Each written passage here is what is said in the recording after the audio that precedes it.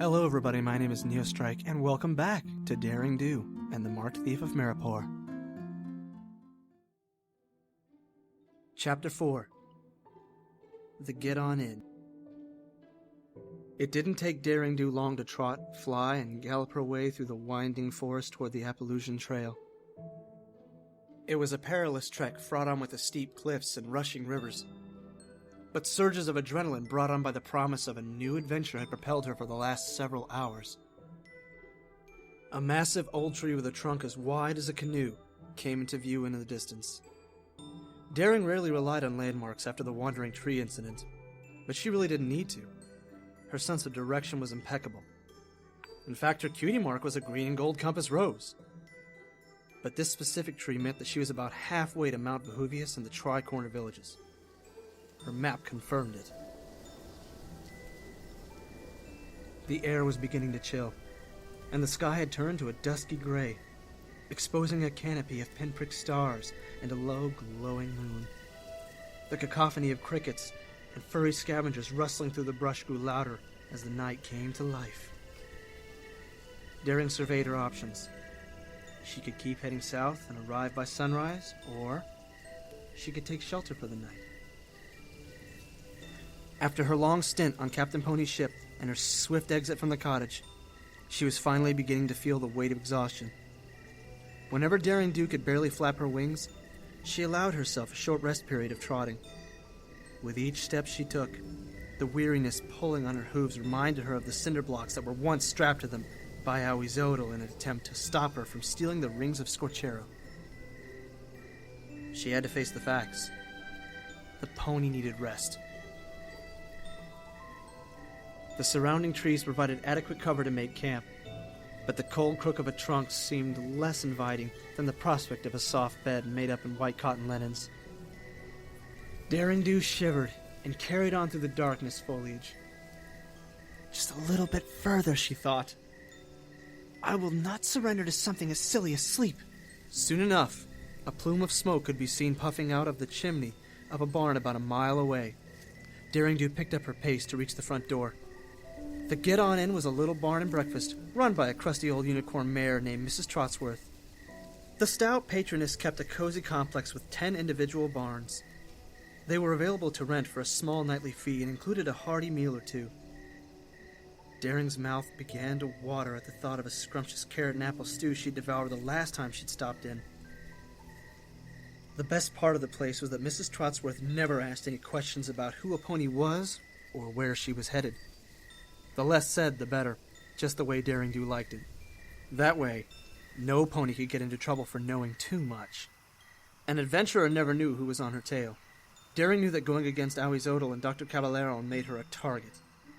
And when a pony was a target, she couldn't keep any pony close. Working alone was the best way to avoid situations. Daring saw the end through the trees. The wooden sign out front swung in the gentle breeze, creating a creaking sound, like an old playground seesaw. Daring was relieved to see that the hooks below the sign bore the words vacancy. The rocky path to the entrance crushed beneath her hooves as she walked. Once inside, warmth enveloped the Pegasus. She didn't even realize how chilly she'd gotten, but the stone hearth in the corner greeted her with the flames crackling up against a fresh log, and she instantly felt better. Even her wing feathers had been cold. Hello? Daring called out, but no pony was at the front desk. Daring rang the bell on the counter 3 times. Ding, ding, ding. Suddenly, Mrs. Trotsworth appeared. She looked the same as the last time Daring Do had seen her. A frizzy gray mane, a red plaid country dress, and a cloth napkin with various stains on it hanging from the apron around her waist. Back again, dearie? She'd said before erupting into a fit of coughs. Daring nodded cordially. Same as before. She kept her head low so that her pith helmet covered her eyes. And send up a bowl of that stew, please. Of course, Mrs. Trotsworth replied. Her eyes began to twinkle. And how ye be paying this time? The last time Daring Do had come through here, All she had on her were some ancient gold coins she had recovered from the forgotten palace of Tlatelolco. Daring had no choice but to pony up a whole coin as payment. Begrudgingly, of course. She always kept smaller change with her now. As Daring procured the appropriate amount of money from her pocket, she considered that the previous gold coin should have been more than enough payment for her to have the best room at the Get-On Inn for a year. "Just bits today, I'm afraid," Daring replied coolly as she tossed her payment on the counter.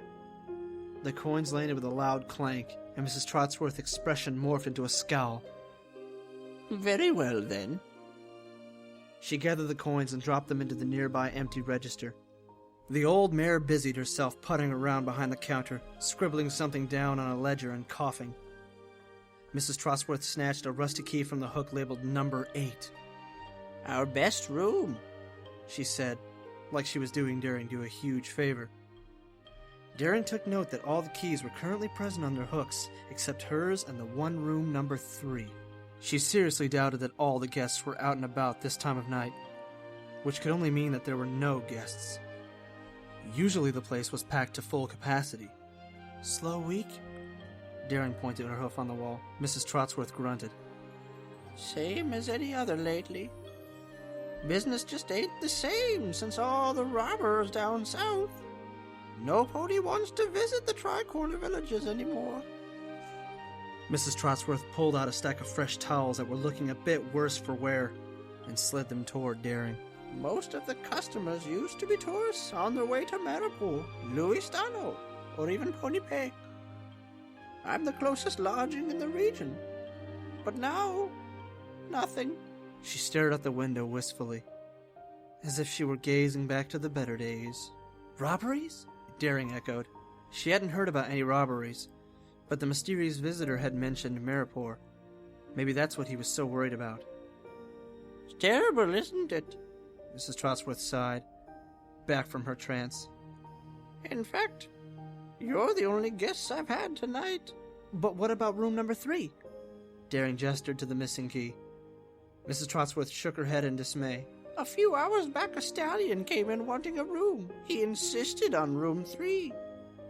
Then when I got back to check on him later, he had up and left without even so much as a goodbye. He still owes me 4 bits, too. Can you believe it? And I don't even want to mention the state of the room." She slammed her hoof down on the counter and gritted her teeth. "The nerve of some ponies!" Now she had Daring's attention. Maybe there was a connection between the guest and her own visitor. Daring leaned in closer and brought her voice to a low rasp. "Was he wearing a green cloak, perchance? Messy gold and mane?" Well, I think he had on a... Mrs. Trotsworth stopped herself and looked at Daring sideways. "What's it to ya?" Daring needed to tone it down with her nosy questions. Otherwise she might reveal something confidential. The last thing she needed right now was to have to explain her mission to some pony. She fumbled for another coin and tossed it to the old mare. That ought to loosen her lips a bit. "Yeah, I remember now," said Mrs. Trotsworth, inspecting the prize with a cheeky smirk. "He did have a green cloak. What else you wanna know?" Daring smiled back. "Let's talk about it on our way to room number 3. End of Chapter 4. This is Neostrike, and I'll see you all in the next chapter of Daring Do. Bye-bye.